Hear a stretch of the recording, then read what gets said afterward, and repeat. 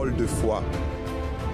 Une émission qui vous relève en direct tous les soirs. Tout va fonctionner, tout va marcher. De vivre cette foi. Pour vous aider à vaincre. Audacieux.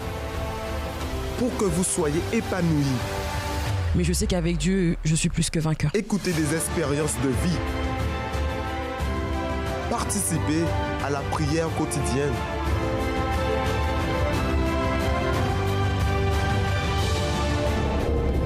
Vous assistez à l'émission Parole de vie. Bonsoir à tous et bienvenue dans votre émission Parole de vie qui a pour objectif de vous exhorter, vous enseigner, vous diriger et vous fortifier dans n'importe quelle sphère de votre vie, dans n'importe quel, je peux dire, problème que vous pouvez faire face. Alors, dans cette émission, c'est sûr que vous allez obtenir, par la foi, bien sûr, une direction, une orientation, comment résoudre le problème que vous avez. Mais cela dépend que de vous. Cela dépend de la personne. Parce que la foi, quand elle est manifestée, la foi d'abord, elle est individuelle. La foi qu'on manifeste, elle vit, elle sort de notre intérieur pour se matérialiser et pour être agréable à Dieu. Parce que Dieu est le seul qui peut faire l'impossible devenir possible. Bonsoir, Pasteur Alfredo. Bonsoir, Pasteur Dominique. Bonsoir, chers amis. Vous que nous écoutez par la radio positive ou que vous nous voyez dans le Facebook. Maintenant, comme vous avez dit, l'impossible peut devenir possible lorsque la personne, elle met la foi en action, en pratique. Parce que si nous sortons dans la rue maintenant et demandons qui a la foi, beaucoup de personnes vont dire, moi j'ai la foi. Mais une foi qui ne fonctionne pas, une foi qui ne produit pas de résultats.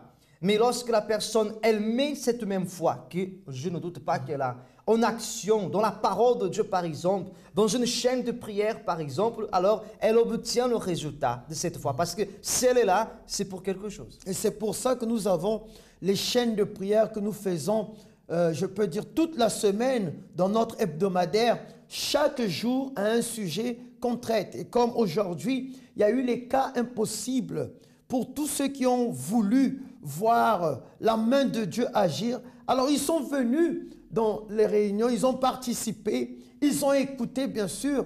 Par exemple, le centre d'accueil, nous ne disons pas que c'est nous qui provoquons le miracle, mais il y a un enseignement qui est donné à travers la parole, à travers les Écritures, les saintes Écritures que Dieu nous a laissées, la Sainte Bible, la personne qui croit en cette parole. Parce que beaucoup de personnes, Pasteur Alfredo, se sont éloignées de cette parole. Ils disent que cette parole a été écrite par les hommes. Cette parole a été faite par les hommes. La Bible, ce n'est pas Dieu lui-même qui l'a écrit. Mais bien sûr que ce n'est pas Dieu lui-même qui allait l'écrire. On nie une autre personne qui pouvait l'écrire. Ça devait être un homme inspiré par Dieu, un homme qui a la direction, l'orientation, l'exhortation de Dieu à travers sa foi. Il a pu nous transmettre ce que Dieu voulait et ce que Dieu veut toujours nous parler. Mais il y a beaucoup de personnes qui disent non, ça a été écrit par les hommes, ça a été changé, manipulé. Et c'est pour ça que beaucoup de personnes n'arrivent pas à rencontrer Dieu parce qu'ils ne croient pas que cette parole, elle est de Dieu. Tout à fait. Vous avez dit tout à l'heure que beaucoup de personnes sont éloignées.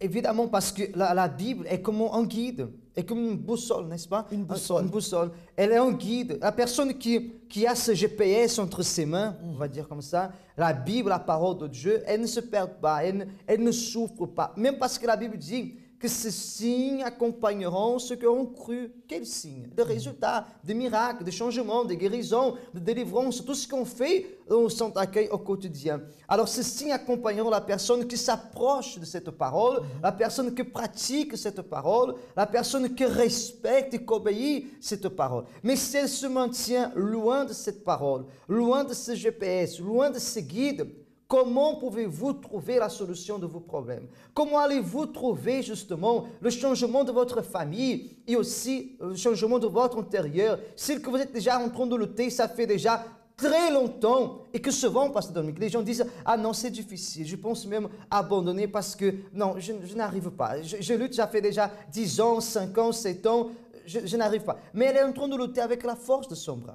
Elle connaît peut-être quelques versets de la Bible, quelques livres de la Bible. mais elle est en train de lutter avec la force de son bras. C'est pourquoi elles se sont fatiguées. Parce que je ne sais pas combien de temps vous luttez déjà avec la foi. Moi, je lutte déjà depuis 20 ans et je ne suis pas fatigué. Moi, ça fait aussi 19 ans. Donc, vraiment, au-delà de 20 ans, je suis en train de lutter. Je ne suis pas du tout fatigué. Est-ce que vous êtes fatigué? Vous n'avez pas l'air d'être fatigué de lutter avec la foi. Pas fatigué. Mais pourquoi? Parce que nous sommes toujours accrochés à cette parole. C'est ça la différence. Elle nous renouvelle. Elle nous renouvelle, elle nous donne la force. Elle ne nous laisse pas marcher seuls parce que c'est la promesse. Et elle produit des résultats. Si nous sommes ici, c'est parce qu'elle a fait des résultats dans notre vie. Elle a créé des résultats. Elle a changé notre histoire, telle comme elle veut changer l'histoire aussi de cette personne. Effectivement, nous allons regarder un cas véridique. Cette personne, Madame Palmira, qui est arrivée au centre d'accueil et qui a manifesté sa foi. Et il y a eu une transformation de vie. Mais la foi, vous aussi, vous l'avez. Mais on va vous dire pourquoi elle ne peut pas porter du fruit après ce témoignage.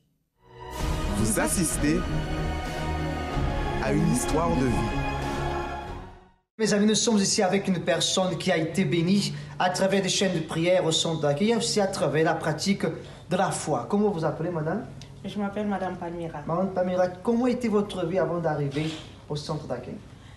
Avant d'arriver au centre d'accueil, je peux dire que ma vie était chaotique. Chaotique, je n'avais pas de vie. Je n'avais pas de vie. Quand je dis que je n'avais pas de vie, ça veut dire, pasteur, dans tous les sens.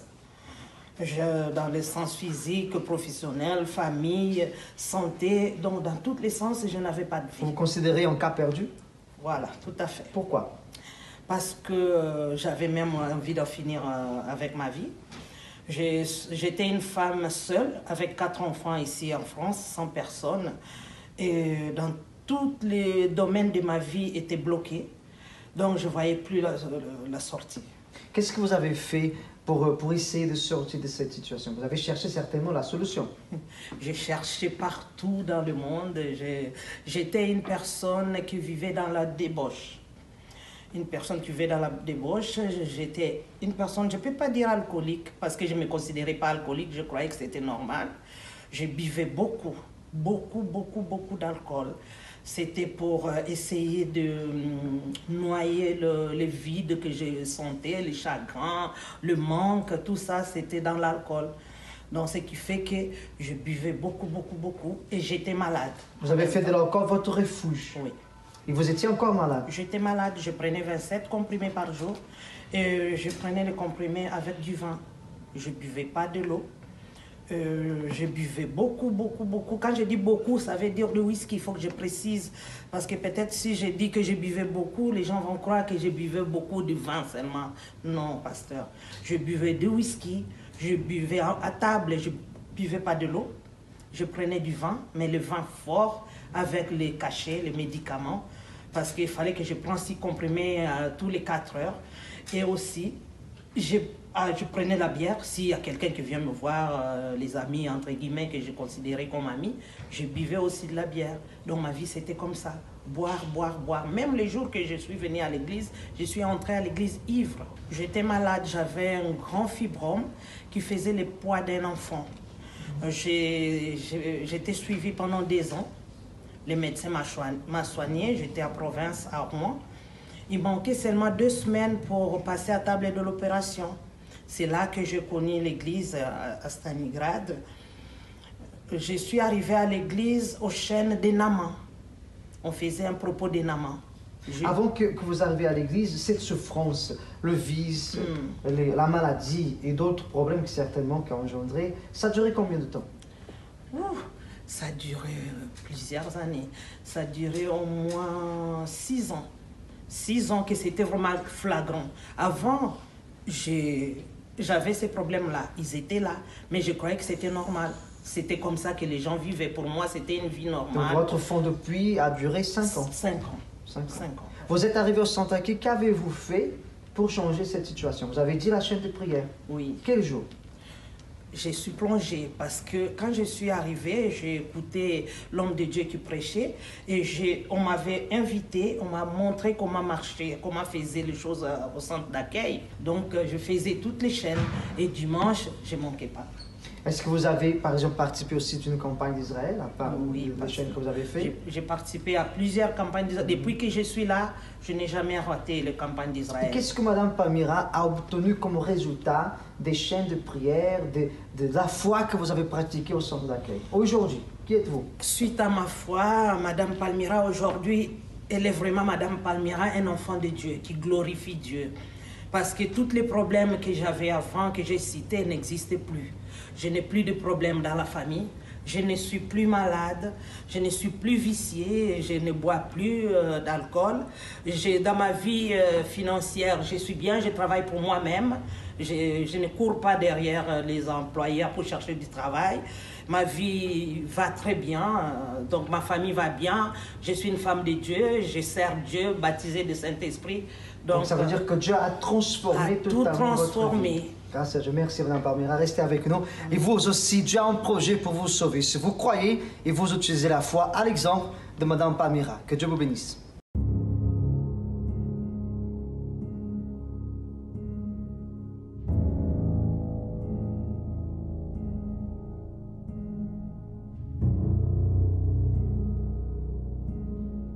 La dépression a une solution. Le suicide n'est pas la solution. Le centre d'accueil est à votre écoute 24 heures sur 24 au 01 53 35 85 11. De retour avec vous tous dans l'émission Parole de vie. Et vous venez d'entendre et de voir justement le témoignage de Mme Palmyra. Elle qui a élevé ses enfants, et 4 enfants tout seul, avec une vie complètement détruite, une vie dominée par les vices, par une vie de débauche. Le monde vraiment qu'elle souffrait, c'était un monde catastrophique. Mais grâce à la foi, grâce à cette confiance qu'elle a eue à la parole de Dieu, cette situation, elle a été transformée. Pasteur Dominique, ça vient justement comprouver ce que nous sommes en train de parler, ce que nous avons parlé avant ce témoignage. C'est que la personne qui met sa confiance dans la parole de Dieu, sa vie, à l'exemple de la vie de Mme Palmyra, et aussi à l'exemple de nombreux témoignages que nous présentons ici chaque jour, montre que la parole de Dieu n'a pas changé. Effectivement, mettre sa confiance en Dieu, c'est mettre la confiance dans sa parole et avoir une foi et une confiance en ce que cette parole va s'accomplir. Comme Mme Palmyra, regardez, elle a cherché dans la débauche, elle a cherché, c'est sûr qu'elle a 27 comprimés par jour. 27 comprimés par jour. Et on peut voir qu'on est en train de parler en ce moment de ce combat contre la dépression. Imaginez 27 comprimés par jour. Déjà, moi, pour avaler un seul, c'est une mince affaire, surtout quand ils ont un goût amer. Ce n'est pas agréable. Mais imaginez 27 comprimés par jour. Imaginez le calvaire. Imaginez l'esclavage. Imaginez la personne. Elle était obligée. Elle était obligée parce que c'est la seule connaissance qu'elle avait. Donc, sa foi était obligée de se soumettre à ce qu'elle croyait. Parce que notre foi est obligée de se soumettre à ce que nous croyons. Et si nous croyons que la parole de Dieu, elle est vraie, si nous croyons que la parole de Dieu peut s'accomplir dans notre vie, alors cette foi que nous avons est obligée de se soumettre à notre volonté, à ce que nous désirons. Parce que cela sera agréable à Dieu. Et c'est là qui va apporter la réponse. Si vous êtes là, peut-être, vous nous regardez pour la première fois. Alors vous allez laisser un commentaire, vous allez laisser une demande, une requête à travers la clameur que nous allons faire. Nous allons invoquer le nom de Dieu. Nous allons invoquer la présence de Dieu. Nous allons dire, Seigneur, fais que cette personne qui a manifesté sa foi, qu'elle puisse avoir un résultat. Parce que la foi, tout le monde l'a. La foi, tout le monde l'a. Tout le monde a une foi. Mais il y a certaines personnes que leur foi est inactive, la foi est endormie, et d'autres, la foi est en éruption. Je ne veux même pas dire actif, mais en éruption. Est-ce que vous avez déjà vu un volcan en éruption? Alors il se remarque à des kilomètres. Il se remarque même, on peut voir que quand il est en éruption, il n'y a rien qui peut lui résister. Et notre foi, elle est ainsi. Mais comment elle peut avoir cette éruption, cette foi? Cette foi peut avoir une éruption quand la personne, elle prend la foi, parce que la foi que vous avez, tout le monde l'a. Par exemple, quand vous prenez le bus, vous allez dans un endroit, vous avez manifesté une foi. Qui vous dit que vous allez arriver à destination? Qui vous dit que le bus ne va pas tomber en panne? Qui vous dit qu'il n'y aura pas un accident? Ça, vous ne pensez pas à ça. Vous vous dites que non, je vais prendre le bus et je vais arriver à ma destination. Ça, c'est croire aux choses, avoir une ferme assurance des choses qu'on ne voit pas et la démonstration des choses qu'on désire. La personne, elle manifeste sa foi. Mais maintenant, pour que le surnaturel arrive, c'est là que la parole s'implique. Il faut que cette foi soit impliquée avec la parole, pasteur Afani. Parce que beaucoup de personnes ont cette ferme assurance pour des choses négatives. Elle a cette ferme assurance qu'elle ne va jamais trouver de travail, qu'elle n'a pas de valeur, qu'elle ne mérite pas, qu'elle n'aura pas, que personne l'aime, que personne veut d'elle. Oui, c'est vrai. J'avais jamais pensé à ça. Mais il y a des gens qui mettent la foi dans le sens négatif. Elles croient tellement qu'elles sont fermes dans ce monde et elles vivent comme ça. Mais maintenant, ce que nous sommes en train de vous proposer et de vous inviter à faire, c'est justement prendre cette force qui est déjà là, mais investir d'autre côté, non du côté négatif. Mais investissez maintenant dans la parole de Dieu, par exemple.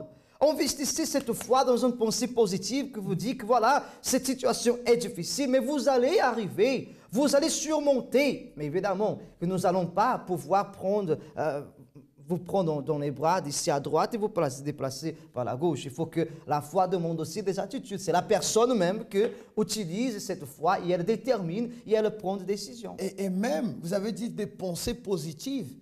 Combien de personnes aussi dehors, ils ont une pensée positive? Et des fois, ils arrivent à conquérir, mais ce n'est pas vraiment établi. Il n'y a pas de protection, il n'y a pas je peux dire, d'assurance. Parce que ça a été avec la force de leurs bras, ils n'ont vraiment sur la parole, la direction, la protection de la parole de Dieu. Et effectivement, regardez ce que cette parole dit dans le psaume 46 au verset 11. Dieu nous dit, arrêtez-vous. Donc quand la personne, elle s'arrête, alors c'est sûr qu'elle va être attentive à ce qui se passe. Par exemple, avant de traverser une rue, je m'arrête, mon esprit s'arrête pour regarder à gauche, à droite, pour voir s'il y a une voiture qui arrive ou s'il y a peut-être une chose qui va arriver. Là, je suis attentif. Là, l'Éternel nous dit, arrêtez-vous et sachez que je suis Dieu. Je domine sur les nations. Je domine sur la terre. L'Éternel des armées est avec nous. Le Dieu de Jacob est pour nous une haute retraite. Alors là, il nous affirme, regardez cette parole. La foi que je manifeste à travers cette parole, qu'est-ce qu'elle me dit? Que je veux devenir invincible. Que tout ce qui va venir devant moi, je veux réussir. Parce qu'il domine sur toute la terre. Il domine sur toutes les nations. Où j'irai avec cette parole, où j'irai avec cette foi, c'est sûr que je veux réussir. Vous étiez en train de lire ce verset-là et je me suis en train d'imaginer Dieu parler ça avec moi. Vous étiez en train de lire, j'ai imaginé Dieu me dire ça à moi. Comme nous sommes en train de dire à cette personne que nous voyons en ce moment. C'est impossible que la personne qui croit en Dieu, et elle était faible, qu'elle continue faible. C'est impossible, mes amis, impossible. Vous qui êtes là en ce moment, vous nous écoutez, vous êtes malade. Cette maladie va finir. Vous savez pourquoi? On vient de vous dire. Cette douleur, cette souffrance, oui, cette humiliation. Peut-être vous êtes en train de vivre en ce moment une situation que vous avez jamais imaginée. Vous-même, vous avez dit non, je ne serai jamais dans cette situation. Jamais, jamais, jamais. Sauf que c'est là où vous êtes en ce moment. Alors, quand vous écoutez l'Éternel qu'il a l'autorité, n'est-ce pas, parce que nous, à la fin, qu'il a l'autorité sur les nations. L'Éternel des armées est avec nous, le Dieu de Jacob est pour nous une haute retraite. Donc ça veut dire... Et qui domine sur les nations avant, voilà. N'est-ce pas? Qui domine. Arrêtez, sachez que je suis Dieu. Je domine sur les nations, je domine sur toute la terre. Rien n'est impossible à Dieu. Rien n'est impossible à celui qui croit en Dieu et dans sa parole. Et quand nous lisons ça, nous méditons, ça ne sais pas à vous, mais ça me donne une force. Qu'est-ce que peut être impossible? Rien de tout. Je peux sortir d'ici, vous allez dormir d'ici un peu, vous allez être sûr que rien vous sera impossible. Même si vous êtes face à un Goliath, même si vous êtes face à une montagne de problèmes. Une mer rouge. Peu importe, rien n'est impossible. Même parce que cela a été tout vaincu, n'est-ce pas? Effectivement. Même là, on va regarder un autre cas véridique. Nous allons regarder un autre témoignage qui démontre quand la personne qui a la foi, plus la parole de Dieu, égale surnaturel.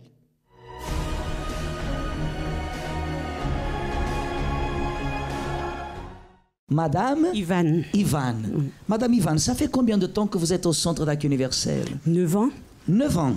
Comment était votre vie avant d'arriver au Centre d'accueil universel? Je vivais, il y a 11 ans que je vis ici, mais je vivais déjà en Guadeloupe. Et depuis mon jeune enfant, j'étais toujours triste. J'ai jamais été heureuse. Dès votre enfance. Mais là-bas, en Guadeloupe, Oui. vous avez établi une famille, non? Une famille mariée, 25 ans, avec 3 enfants. Et comment ça c'était, le mariage? Il n'y avait pas d'amour. J'étais triste, j'étais malheureuse, j'étais une femme, comme on dit, esclave. Esclave. Voilà. Vous avez souffert dans votre vie conjugale? Beaucoup. Quand vous dites que vous avez tout, c'est-à-dire? J'avais ma voiture, j'avais des maisons, j'avais tout ce que j'avais, mes enfants aussi, tout. Mais le mari était là, c'est comme s'il n'était pas là. Même Pourquoi? pour l'éducation des enfants. Il vous trahissait? Comment? Infidélité. Infidélité. Il ne remplissait pas le rôle de père. Et les enfants, c'était moi. Tout, c'était moi. Mes enfants sont partis d'abord pour venir faire les études ici. Et mes enfants, ils voyaient, mais je ne rentrais pas dans ma vie avec les enfants. Et quand Vous ne parliez pas de vos problèmes avec vos enfants, mais vos enfants voyaient. Voyaient tout. Et puis ma fille qui est arrivée ici, et c'est quand elle est arrivée aussi, elle ne pouvait pas me le dire en face, mais c'est au téléphone, elle me disait tout. Et elle me dit, à maman, tu souffres trop et ça suffit. Et comme chaque année, je venais en vacances, et puis elle me dit, maman, cette fois-ci, tu viens et tu ne retournes plus. Par la suite, et puis bon, j'ai demandé le divorce et tout. C'est quand j'ai demandé le divorce, il est venu me chercher. Je ne suis pas retournée, c'est quand les choses se sont compliquées pour moi.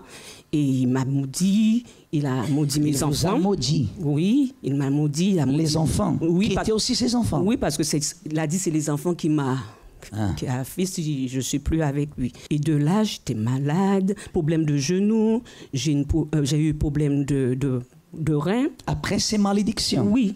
J'ai d'accidents, j'avais d'accidents, j'ai perdu mon permis, j'ai perdu ma voiture, j'ai tout perdu, j'avais des dettes. Enfin, j'avais tellement de problèmes. Les enfants, vous avez dit? Oui, mes enfants, mon fils a eu des problèmes avec la justice, ma fille est rentrée en concubinage. Et à ce moment-là, mon fils était en prison. J'ai perdu ma voiture, j'ai perdu mon permis et tout. Et à ce moment-là, j'ai prié Dieu. J'étais dans une autre congrégation. Et mais je refusais de parler de cette situation parce que ce n'était pas un pasteur de confiance. Alors, j'ai dit, bon, je me suis mise à genoux chez moi et j'ai dit, Seigneur, donne-moi un endroit pour prier pour mes enfants, pour ma famille, pour mon cas, pour tout. Et c'est à cette période-là, j'ai rencontré le semeur. Un semeur. La revue d'évangélisation. Oui, l'évangélisation. Je rentrais dans le métro et une dame... Combien vous avez payé pour avoir ce semeur? Zéro. Rien.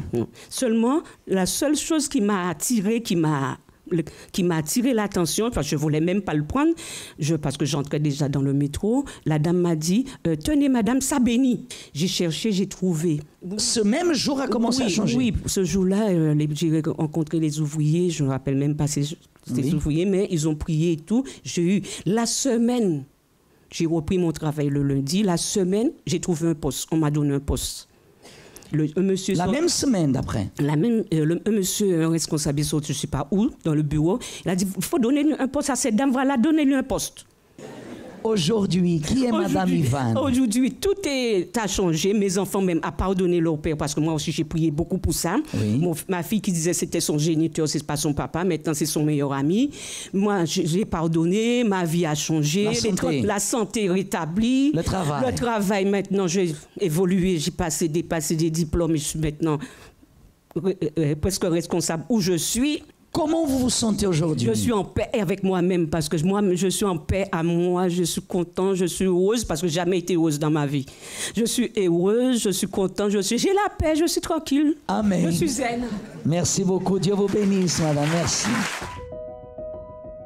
Une vie faite de hauts et de bas. Des moments par lesquels nous sommes surpris, sans savoir quoi faire. Durant les moments pénibles, la tristesse est le sentiment qui nous envahit. Mais elle n'est pas toujours passagère. La tristesse peut être le début d'un grand tourment. Il s'agit d'un état d'esprit causé par un événement négatif. Mais lorsque ce sentiment s'aggrave, Cela peut être le signe d'une dépression. Peu à peu, cette douleur de l'âme atteint le corps et en finit avec la vie de nombreuses personnes.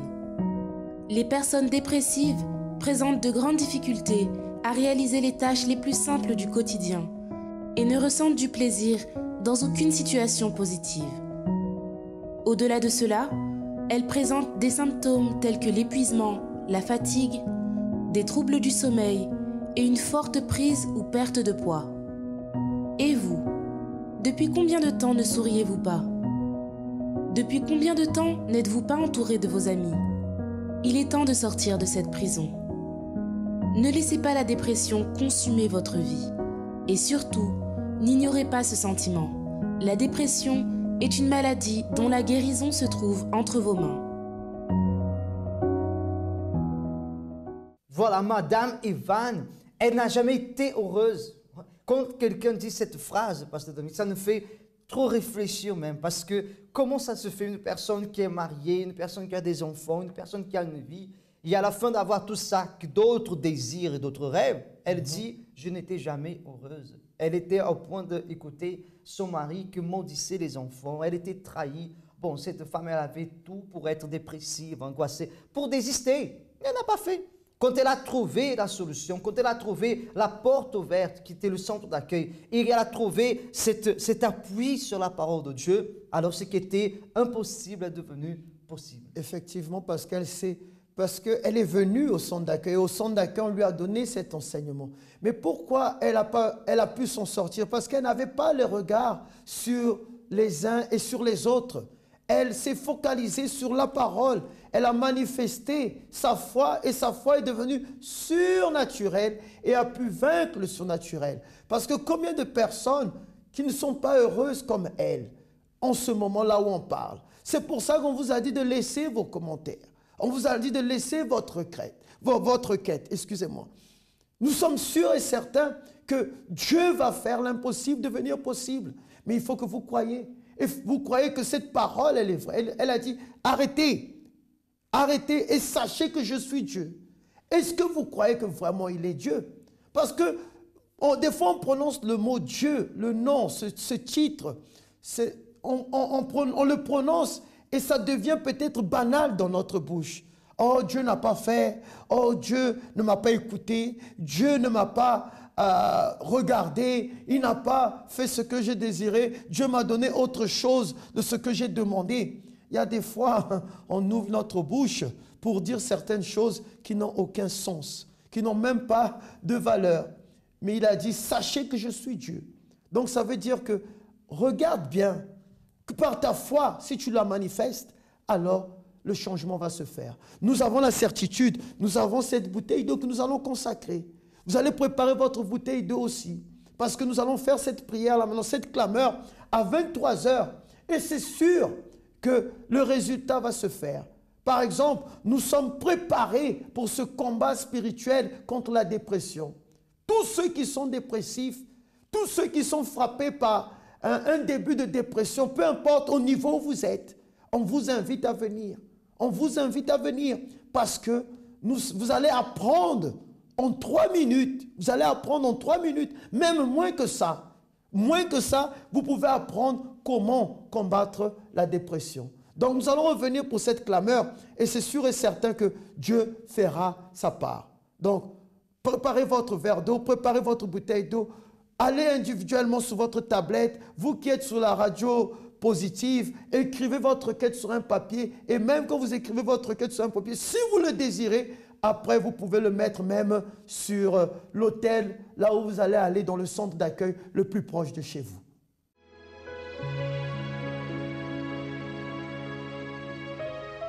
La prière est le lien qui nous unit à Dieu. À travers elle, nous nous libérons des chaînes qui nous emprisonnent, de la mort qui nous persécute, et nous trouvons la véritable raison de vivre. C'est le moment de la prière. Nous allons parler avec Dieu. Très bien, mes amis, nous sommes arrivés au moment de la prière. Là où vous êtes en ce moment, si vous avez la possibilité, fermez vos yeux. Si vous n'avez pas laissé les yeux ouverts, faites ce que vous êtes en train de faire, parce que peut-être vous êtes en train de travailler, de conduire, je ne sais pas. Mais vous allez rester en esprit de prière, car maintenant, nous allons élever notre prière à Dieu. Si vous avez la bouteille, ouvrez déjà cette bouteille. Si vous avez le verre d'eau, levez aux cieux maintenant. Nous allons commencer pour consacrer. Seigneur notre Dieu et notre Père, au nom de ton Fils Jésus, nous consacrons maintenant cette eau. Là où cette personne, elle nous voit, elle nous entend, mon Dieu, cette prière arrive. Bénis cette eau que se trouve entre ses mains. Qu'elle soit, mon Dieu, mon Père, le point de contact, mon Seigneur, de la bénédiction, de la victoire qui est, Seigneur, ta présence avec sa vie, son âme, son esprit et même sa famille. Je consacre cette eau au nom du Père, du Fils et du Saint-Esprit. Vous que croyez, buvez déjà un peu de cette eau. Maintenant, fermez vos yeux. Seigneur, mon Dieu et mon Père, maintenant que cette eau, elle entre dans le corps de cette personne, elle se mélange avec son corps. Mon Dieu, là où se trouve, Seigneur, cette racine de douleur, maladie, infirmité, inflammation, infection, mon Dieu, que ce soit dans l'intérieur ou extérieur de son corps, que ce mal soit consumé maintenant, maladie soit consumée maintenant par la puissance du nom de Jésus. Mon Dieu, visite aussi également, touche cette personne qui, mon Père, est dépressive, mon Dieu, qu'elle est triste, angoissée, déprimée. Seigneur, elle que souvent se rend compte que son cœur est vide, sa tête est vide, parce qu'elle est concentrée dans les préoccupations, elle est concentrée, mon Dieu, que dans les problèmes, et elle ne trouve pas la solution. Quand elle regarde à droite, à gauche, tout est bloqué, elle se sent enchaînée. Visite maintenant, et que cet esprit qui enchaîne sa vie, son âme, soit maintenant réprimandé aussi. Nous ordonnons maintenant tout le mal qui agit dans les démarches, dans la vie financière, dans les démarches, dans la vie quotidienne, dans la vie de cette personne, soit arraché au nom de Jésus. Également touche, Seigneur, cette famille, touche cette personne, mon Dieu, laquelle mon Père est représenté par cette photo. Mon Dieu, là il manque, mon Seigneur, la paix, la joie, la protection, qu'elle passe à exister maintenant, parce que maintenant nous réprimandons toute force négative, nous ordonnons, sors de cette vie et ne reviens plus jamais. Où vous êtes en cet instant, mes amis, soyez guéris, délivrés, recevez la force, recevez la protection et la direction que sort de la parole de notre Dieu. Au nom du Seigneur Jésus, toutes les personnes qui nous regardent peut-être pour la première fois, mon Dieu, qui nous écoutent pour la première fois et qui sont criblées de problèmes au niveau de leurs finances. Seigneur, ils ne savent pas quoi faire, ils ne savent pas où aller. Mon Père, je te demande, ceux qui sont malades, ceux qui sont attristés, Seigneur, qu'ils ont reçu une mauvaise nouvelle ou une nouvelle qu'ils ont dit que leur vie va arriver à un terme dans peu de temps, Seigneur. Ceux qui te cherchent et qui n'arrivent pas à te trouver, qui vont par-ci, par-là, qui n'arrivent pas à avoir un compromis avec toi. Combien de familles ici, Seigneur, sont séparées, détruites? Combien de familles vivent, Seigneur, dans la même maison, mais ils sont séparés spirituellement, émotionnellement, moralement et sentimentalement, Seigneur. La personne, mon Dieu, qui se sont captifs, la personne qui se trouve, Seigneur, angoissée, opprimée, Seigneur Jésus. Alors viens maintenant, jetons mes mains vers cette personne, mon Dieu. Par la foi, je veux que ton ange fort, qu'il aille là-bas et qu'il arrache tout ce mal. Ceux qui ont laissé leurs commentaires, mon Dieu, par la foi, nous voulons que quelque chose se passe, mon Dieu. Celle qui a cru, ce qui est, Seigneur, qui a mélangé, qui a fait, Seigneur, sa foi être avec la confiance sur ta parole. Alors elle reçoit, Seigneur, cette bénédiction. Elle reçoit, Seigneur, cette direction. Ceux qui ont écrit le nom de la famille, ceux qui ont écrit les besoins qu'ils ont, Seigneur, ils seront secourus parce qu'ils se sont approchés du trône de la grâce. Alors, Seigneur Jésus, viens maintenant et reprimande toutes les œuvres du diable, toutes les œuvres du mal, toutes les œuvres qui venaient, mon Dieu, au nom du Seigneur Jésus, sort et ne revient plus jamais. Mon Dieu, nous les bénissons et nous avons la certitude qu'ils vont appeler, nous avons la certitude, l'assurance qu'ils vont venir dans le centre d'accueil et témoigner que cette parole a pris vie dans leur intérieur, a pris vie dans leur quotidien, a pris vie, Seigneur, dans leurs démarches, dans leurs activités, et qu'elle demeure toujours, car ton nom sera glorifié, car tu es Dieu. Au nom du Seigneur Jésus, soyez bénis là où vous êtes. Amen. Là où vous êtes bénis.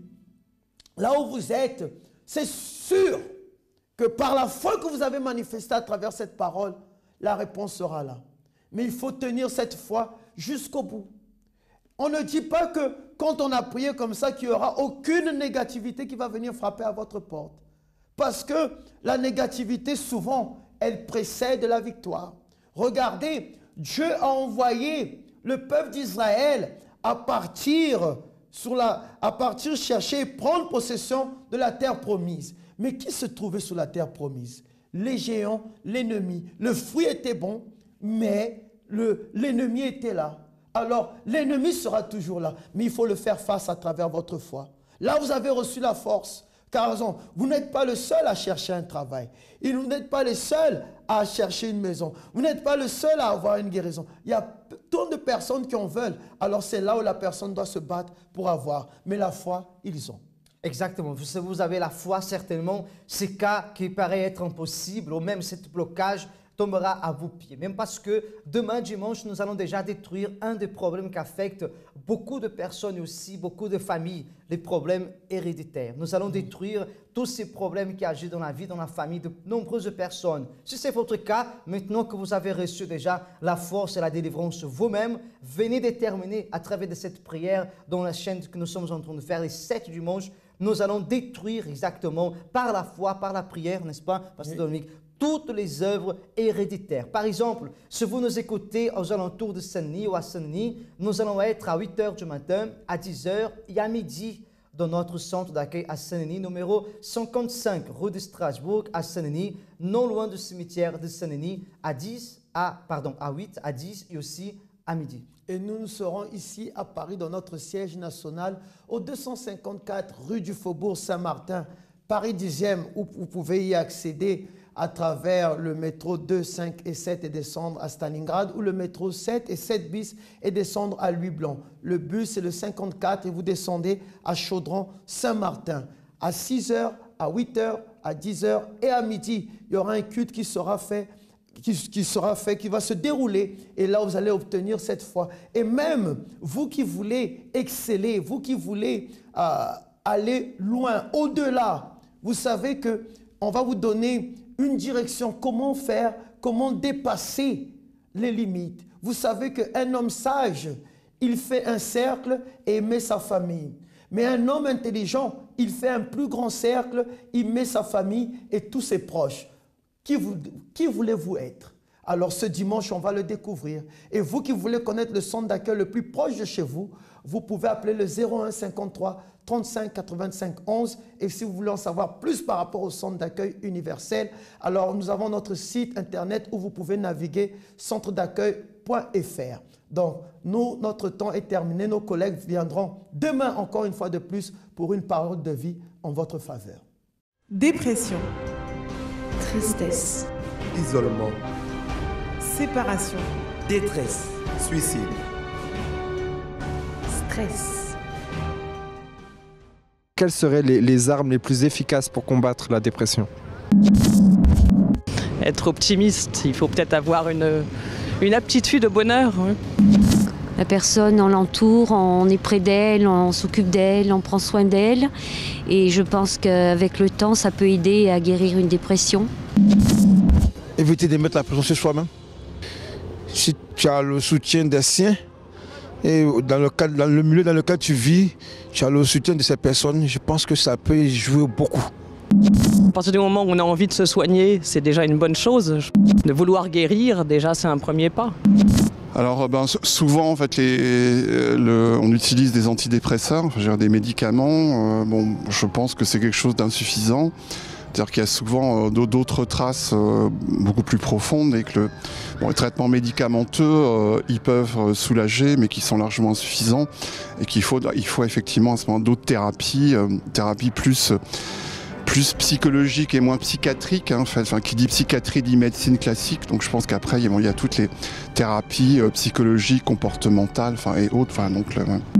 Bon, si au niveau du travail ça allait mieux, donc peut-être que ces gens-là iraient mieux aussi, quoi. Si la femme ne le voit pas au travail, peut-être qu'aussi dans le milieu familial ça se dégrade aussi, et puis ainsi de suite, quoi. Être accompagné. Il n'y a pas d'autre moyen que d'être accompagné, de pouvoir en parler. Alors souvent, les personnes qui sont dépressives, justement, elles sont peut-être un peu repliées sur elles-mêmes et c'est un peu compliqué, mais ne serait-ce que pouvoir en parler à son médecin généraliste, dire qu'on se sent pas bien, qu'on se sent fatigué, ça peut être déjà une première étape. En parler à son entourage, peut-être qu'il peut aussi orienter, accompagner et faire en sorte qu'on sorte de cette maladie, de ce trauma, parce que c'est quelque chose qui affaiblit énormément et on peut rien faire, on a vraiment besoin d'aide. La dépression a une solution. Le suicide n'est pas la solution.